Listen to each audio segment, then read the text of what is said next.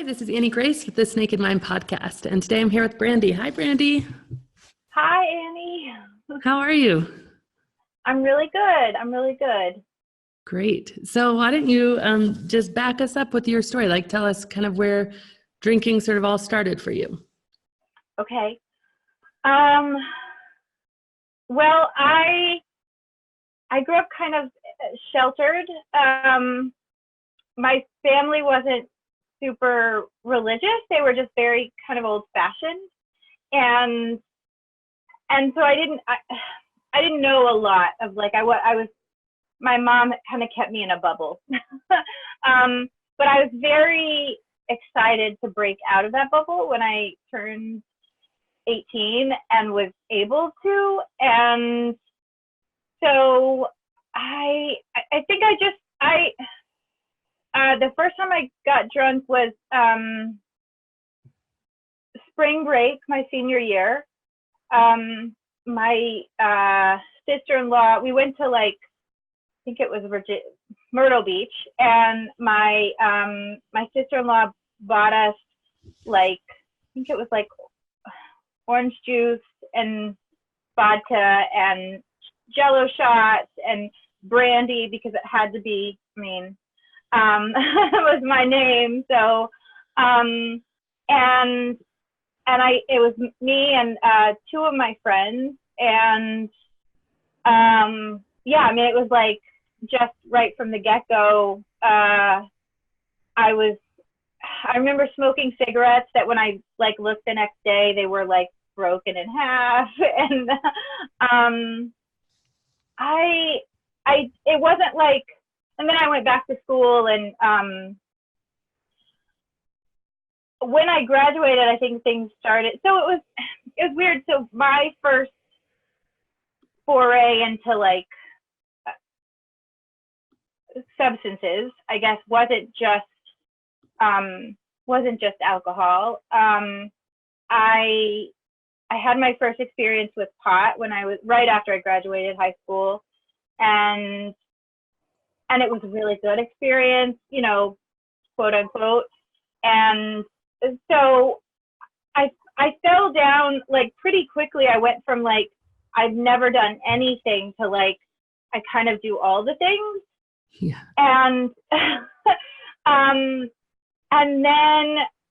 I think I was actually headed toward a pretty dangerous place. I was headed towards harder and harder substances, and then I got pregnant, and I was 19, and it was I was so ignorant and sheltered, and I think I did the best I could with what I knew. Yeah. But I didn't know a whole lot, and so I think it did save me. I think getting pregnant, having my child, saved me from going down the harder drug route. But it didn't as soon as I had my child, I was smoking again, and I was,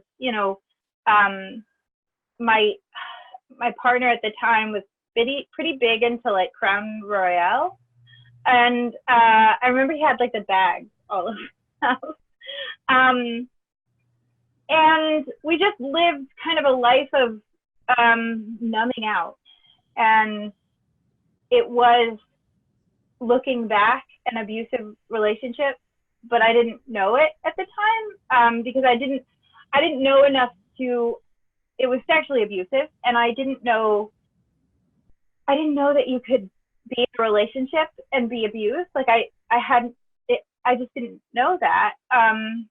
And so it wasn't until years later, as I was trying to process and piece everything together, that I was oh, I was feeling violated, and I was numbing out, and it was this kind of vicious cycle.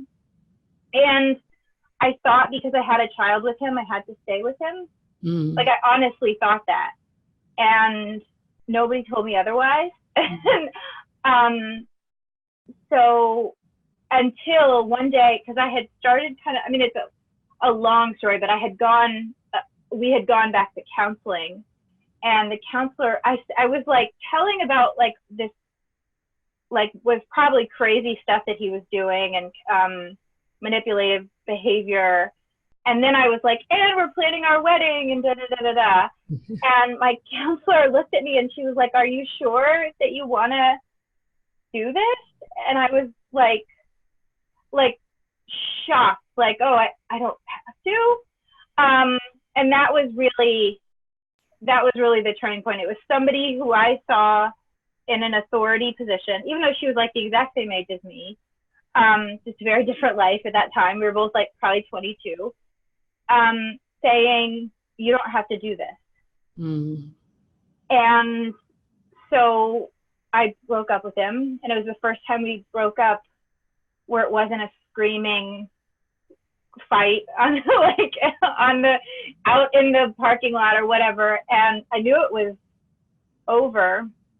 And so kind of to celebrate, I started partying. I started going out with one of my best friends and getting so on the times when I didn't have my daughter, which was like 3.5 days out of the week, we would just go party. And then about 4 months after, I went to a bar, and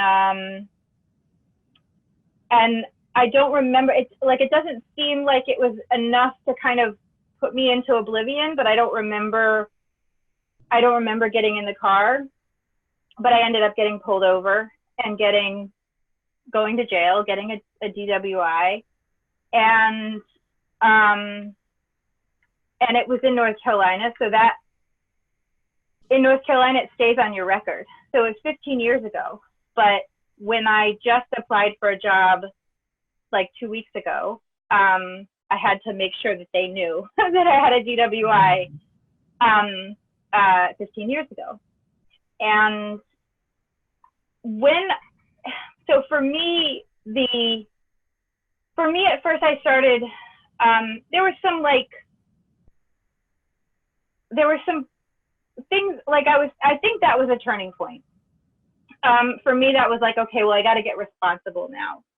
I have to not drink and drive at the very least, because I lost my job. And I had a daughter. It felt really dire. But getting responsible, I was sitting on my couch one day, and I remember just realizing that I was miserable and that I didn't like myself. And I didn't like all of the lies and all of the things that I had to do to kind of keep up with the life that I was trying to live. And so for me, I found Jesus. For me, going back, because I had kind of gone to church a little bit as a kid. For me, Christianity became my salvation. I was a little put off by what I felt like was patriarchy, but I couldn't put my finger on it, and I didn't care enough. I felt like I couldn't do it on my own. So if it was up to me, I was going to destroy my life. I was headed in a path that was just screwed up. And so over the process of, I guess, the next 9 months, and the DWI helped because I had to go to rehab. I had to do community service. I had to really think about my actions over the last few years. And looking back, for a long time, one of the things that I think Christianity did that was not helpful was put me in a deep state of shame. So I wanted to get as far removed from that person that I used to be as I could. I was once I made up my mind, I quit binge drinking, I quit having sex with random people I met in bars. I quit, smoking pot, and then I I quit eventually. Like by the summer, the following summer, I quit smoking cigarettes. So I was very like focused. But so then something happened that was kind of I didn't see coming. I had just met a guy, and I was like madly infatuated with him. And I was working at a church as a housekeeper. And my mom, I had gone to help like some family like rake leaves. It was like an elderly couple. And I got back, and my mom had been watching my daughter, and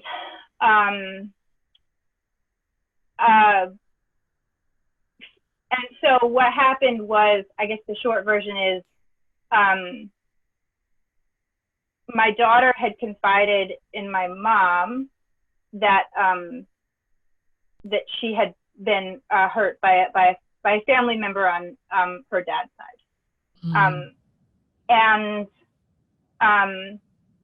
So I was really young. I was like, and I was very used to not having my stuff together. I was very used to being to blame for all of the reasons that things were kind of going wrong. I was the addict. I was the kind of the screwed up one. And I felt like I didn't know how to clean up a mess that wasn't mine. But I also felt like I had to. I had no other choice. She had no one else. So for me, that was kind of like a turning point in my story. And I know that that's not totally addiction related, except for I knew that if it had happened a year before, if like this had come out a year before, I wouldn't have had, like, so many people rallied around us and supported us. And I wouldn't have had that. And I wouldn't have had the strength within myself to do what I needed to do for her. So what's interesting is that really became the defining part of my story. We had a dry wedding. We got married in 2008. And my husband doesn't drink at all, has never liked the taste of alcohol. So I thought like that part was over. Like I thought I was done. I thought I was like, that's that person in the past. And there was a part of me that was always afraid I was going back there. There was always like, if left to my own devices, I'll screw the whole thing up again. As our relationship evolved, our faith evolved. And so we started to get into more progressive, I guess, Christianity, and then even more like, more now almost like dogma free. Like I'm very into like alternative spirituality. And as we sort of came out of that black and white thinking from like traditional Christianity, I really struggled with, well, is it okay to drink? Like if there's so much gray in all these other areas, like my issue was pot, like, right? Like I can have alcohol, that's probably fine. And I think it was fine for a while. But I remember, so this was in 2013. So I quit, it's just been over a year since I quit alcohol completely. But I remember in 2013, there was this like thinking, like, I don't remember the last time that I didn't have a glass of wine at night, you know? And it never felt like out of hand, but it always felt like that was, it was like mommy juice or like whatever. It was like, it was a way to bond with my friends. And then in 2015, I went back to waiting tables. And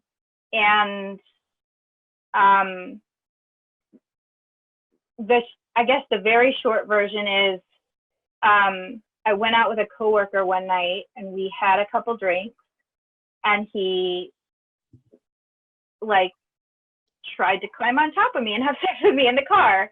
And I was shocked. I was at the time, and it's so weird because like I had gone through all this like feminism and intersexuality. I mean, I majored in sociology, but still in that moment, I didn't know that it was assault. I thought that I had done something wrong, and I was devastated because I knew I'd have to tell my husband. When I told my husband, he's the one that named it as assault. So that we started going back to counseling, and my counselor happened to have an addiction background, specifically with alcohol. She never pressed me to like quit, but she always kind of like asked certain questions, like, "Are you sure that this is, are you sure that this feels like good and safe and comfortable?" And then, but I wasn't ready to quit. I think like I was like, no, like that was his fault, and it was. Although I don't know that I would have put myself in that position if I hadn't been drinking. And that's not to blame myself, but I think alcohol lowers your inhibition. And for me, and that was even, I had like 2 drinks. Like I wasn't even like at a place like where I felt quote unquote out of control. There are choices that I've made drinking that I never would have made sober. Mm-hmm. And then I guess the straw was last year. And I tell this story on my podcast. So like, I don't know. I know this is like I feel like this is getting like super long, so I don't know. No, it's great. But I went out, I'm getting ready to, I graduate next week. So I'll have my master's in social work. And last year at this time, around this time, so it was April of 2018, my husband was in Seattle for school. We live in Maryland, and was gone for like 5 months. And I was exhausted. I was working and having my internship and going to school and doing full time. We have 2 kids. And I went out with a friend to like blow off some steam, like salsa dancing. And generally speaking, over the last couple of years, when I go out drinking, if I have too much, my husband is there to kind of make sure I don't do anything stupid.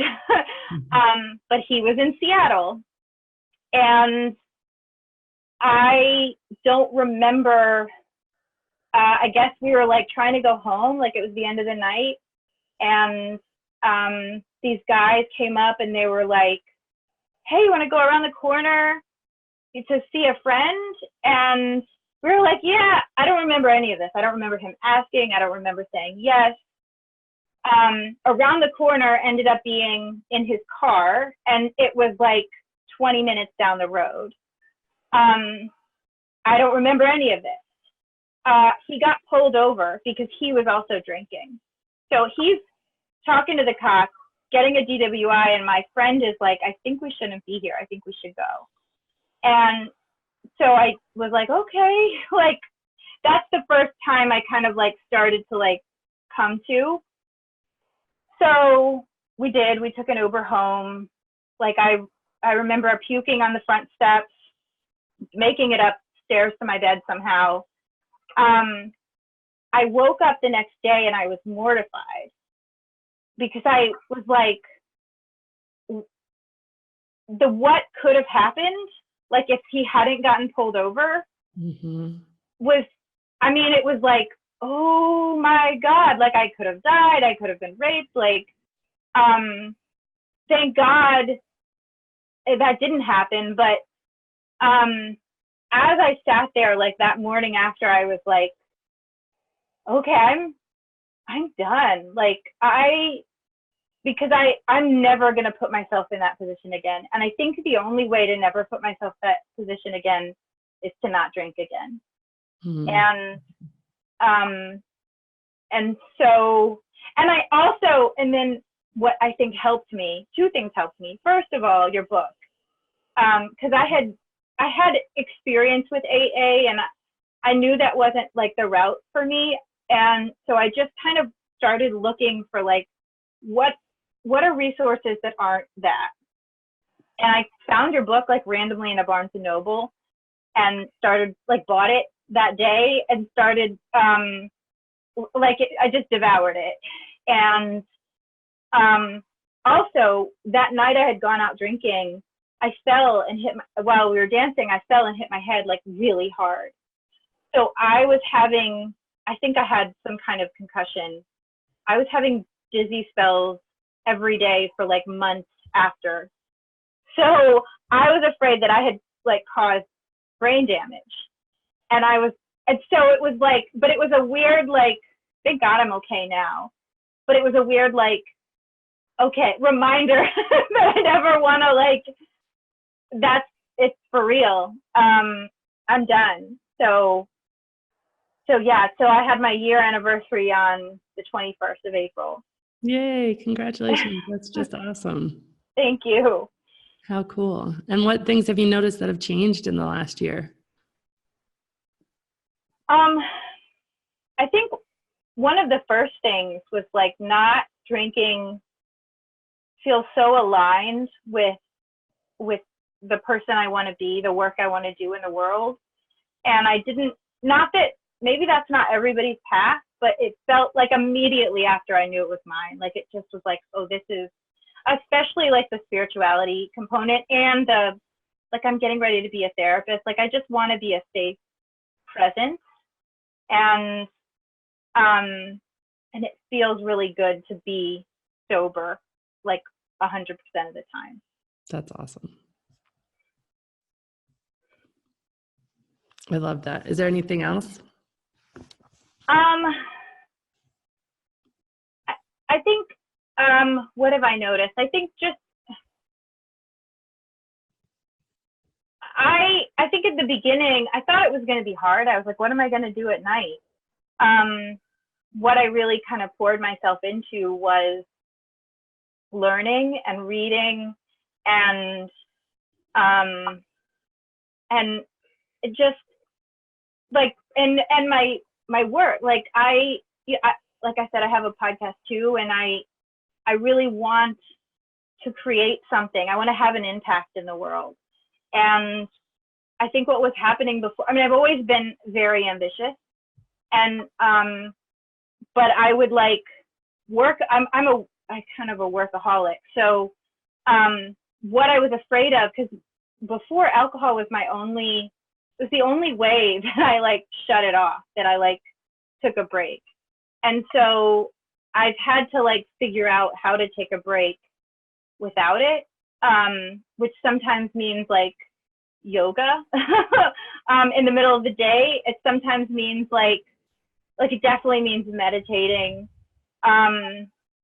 It means like sometimes I just like I need to do that. It's not I'm letting alcohol like do that for me. I don't know if that makes sense. Mm-hmm.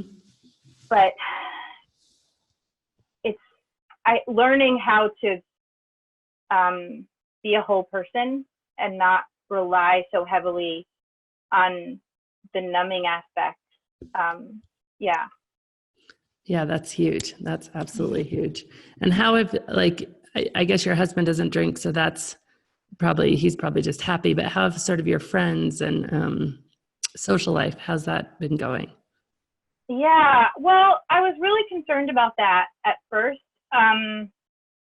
My best friend, that's kind of how we bonded every night. I mean, she was with me that night, and like, that's what we did.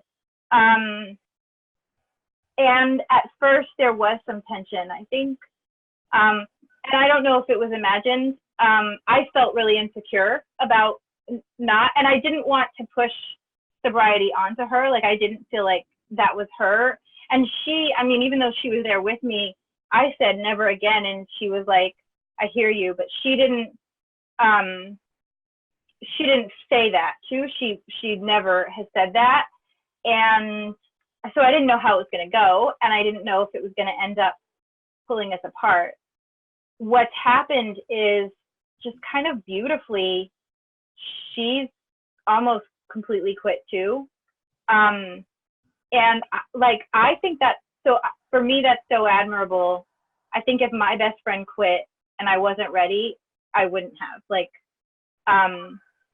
I feel like I was, and I don't know if it's the same for her. I don't know if she, like, felt the same way about alcohol. I think for me, it had a grip on me that I didn't realize. And even now have like struggled to, like, because I always say like, well, I wasn't like addicted. It was just like, I felt like it was like, I didn't feel like I drank too much. I just felt like I didn't want it in my life. But I really think that there was an addiction component or some, and I mean, like, your book really helped because the idea of it's an addictive substance. Mm-hmm. And so it happens like, that's the process of it. And so I think what's been nice is like we hang out all the time without drinking, and it's yeah. That's so great. I love that. What a positive story. So I always ask this kind of at the end, but if you could go back and sort of tell Brandy what life is like on the other side, what would you tell her? What encouragement would you give her? That's hard because I feel like I'm so stubborn. I wouldn't have, like, I wasn't ready until I was ready. But I think that I didn't know how much I would love it. Like, I love, like, I never want to feel drunk again. Mm-hmm. And looking back, I really didn't, I mean, you have that like initial buzz and then the rest is like, you're uncomfortable and you're unhappy and it's just a lot of like negative emotions. And I think I would tell her, it's actually quite nice. And you can make virgin cocktails, and that's something I actually really enjoy. And I like it's just like soda water and lime or ginger beer, but I like drinking. Before it was always like wine, coffee, and water. Yeah. and now I like drink like things that taste good. Yeah. and it's quite enjoyable. That's awesome. No, I feel that. I was like, okay, water just because you have to, coffee in the morning, wine at night. That was like it. And then anything else, I wasn't going to waste the calories, and that's just so funny in hindsight. Now you can actually choose things that you enjoy. It's great. Yeah. It's so cool. Was there anything else you kind of want to add? I think that was just a beautiful story. It's awesome to see how far you've come and everything you've really overcome. There's obviously a lot of difficulty in that and also recognition of it. And it's amazing how many people don't recognize when they are being victimized, which is just so unfortunate. So I'm very thankful that you're brave enough to tell that story, because I'm sure that it will help someone else, just understand that certain things just are not okay. I think I have been feeling a lot of feelings, especially so I'm a pretty open person in general. I've always had like, I guess, an online presence. Becoming a clinician is new territory, and it feels scarier to share. But I also feel like it's important that we share our stories, because I think that they can help other people, and I think that's just an authentic, like, it's who I am, and it's made me who I am, and it's made me the therapist that I am today. I think that the last thing is like, so I have my oldest is now 17 and has expressed, even when I did drink, no kind of interest in alcohol. But there were little jokes about like how much I like. I think she's gotten me like wine, like bottle openers for presents and stuff, in the past. And